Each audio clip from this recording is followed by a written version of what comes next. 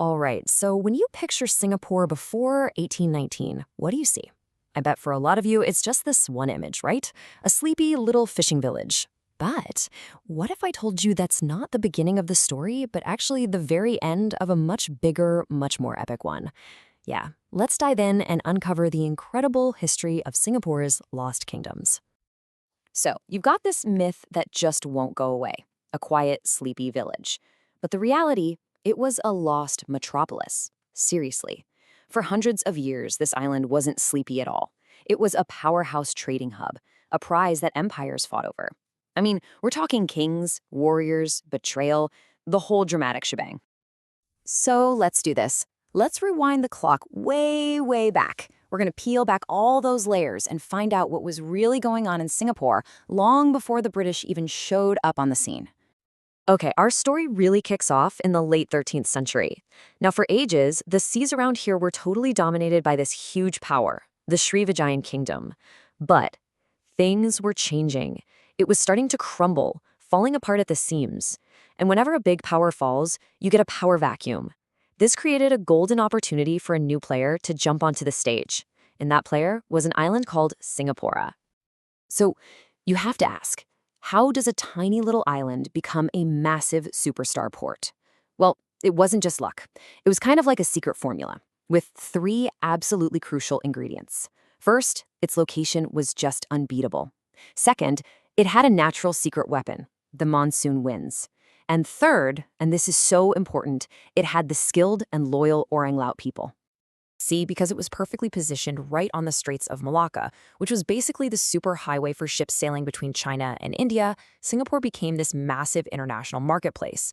The fancy word for it is an entrepot. Think of it like a giant trading hub, a central station where goods from all over the world. I'm talking local stuff like hornbill casks, Indian cotton, Chinese porcelain. Everything was collected and then sent back out again. And then you have the monsoon winds. These things were like a giant natural engine for all this trade. It was so predictable. From December to March, the winds blew ships straight from China to Singapore. The traders would hang out, do their business, and then, like clockwork, from June to September, the winds would literally reverse direction. This brought in ships from India and carried the Chinese traders back home. It was the perfect pit stop, and you had local middlemen on the ground making sure the deals never stopped.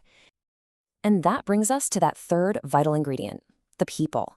The legendary founder, a guy named Sang Nila Utala, he knew he couldn't do it alone. He relied on the Orang Laut, which literally means the sea people. And these guys were the real deal. They were expert sailors, fierce fighters. They were basically the port's security force, making sure passing ships stopped to trade. Plus, they were amazing at gathering valuable stuff from the sea and forests. They were, without a doubt, the backbone of Singapore's entire economy. But of course, good times like that, well, they rarely last forever. By the 15th century, Singapore's golden age came to a pretty dramatic end. There were really three big things that brought it all crashing down. A climate crisis happening thousands of miles away, some pretty devastating attacks from outside, and, you guessed it, the rise of a powerful new rival. So the first hit, it actually came from super far away. In the 14th century, China was hit by this massive climate crisis. We're talking droughts, famines, their whole economy just collapsed. Now, why does that matter to Singapore? Well, China was its single most important trading partner. When their economy went down, a huge source of the island's wealth just, poof, vanished. And then the attacks started. You see, Singapore was this rich, successful prize, and its powerful neighbors were getting greedy. They wanted a piece of the action. But this is where the story turns into one of history's great mysteries. Who was it that delivered the final, crushing blow? This is a great example of how history isn't always clear-cut. The sources just don't agree. The local records, called the Malay Annals, they point the finger at the powerful Majapahit Empire. But Portuguese records, written way later, blame a different group, the Kingdom of Ayutthaya. The truth is, we might never know for sure. What we do know is that the kingdom fell hard, and its last king had to run for his life. But hold on, the story is far from over. In a weird twist, the fall of Singapore actually paved the way for a brand new superstar to rise up in the region. And it gave the island a second chance to find a new, really important role in this changing world. Remember that king who fled Singapore? His name was Parameswara, and this guy was seriously resourceful. To build his new city, Malacca, he made two absolute genius moves. First, he converted to Islam. Boom. That immediately drew in Muslim traders from all over India and the Middle East. Second, he made friends with the powerful Ming China, basically getting them as a bodyguard against his rivals. And just like that, Malacca exploded onto the scene, becoming the new superstar of the Straits. So you're probably thinking, okay, so Singapore is done for, right? Well, not quite. It wasn't the #1 trading hub anymore, that's true, but it found a new gig. It became a super important naval base for the powerful Malacca Sultanate. Its location was still strategic, and it was still home to those amazing Orang Laut sailors who are now the backbone of Malacca's navy. But history has a funny way of repeating itself. In 1511, the Portuguese showed up and conquered Malacca. The chaos that followed gave Singapore another shot at the big time. It reemerged under a new power, the Johor Sultanate, and became so important that some European merchant in the late 1500s actually called it one of the best ports in the region. This wasn't just a little comeback, it was basically a second golden age. I mean, think about this. Singapore was so important that the Sultan appointed his very own Shahbandar there. A Shahbandar is like a harbor master, a really high-ranking official in charge of all the foreign trade. You don't just put a Shahbandar anywhere. Having one was a massive signal to the world that Singapore was the official, strategic gateway to the entire Johor Sultanate. But just as Singapore was riding high again, another storm was gathering on the horizon. And this time, it was a combination of two major events that would cause a second and much more permanent decline. This is what pushed the island into the shadows for over 150 years. First up, the Dutch.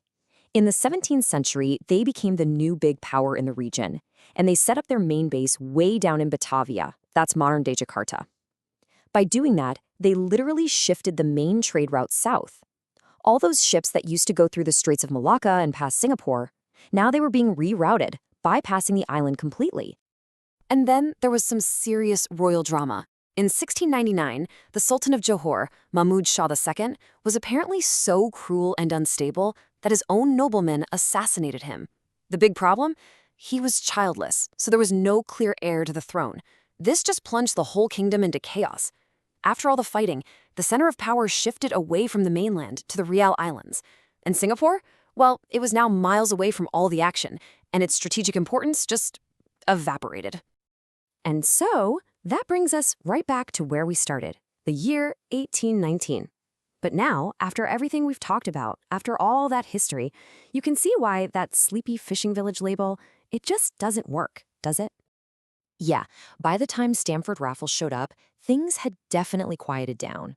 The big trading ships had been going south for a long time. But, and this is key, it wasn't empty. The Orang Laut, local Malays, they still called it home. What Raffles was looking at wasn't the first page of a new book. It was the final scene of a much, much longer epic. So if there's one thing to take away from all this, it's this. Singapore was never just a sleepy village. It was a resilient kingdom that rose from practically nothing. It was a strategic prize that empires literally went to war over. And it was a superstar port that had not one, but two golden ages long before the 19th century even began. This was a city with a history way richer than most people ever give it credit for. And that really makes you think, doesn't it? It kind of challenges us to look past the simple, easy stories we're always told.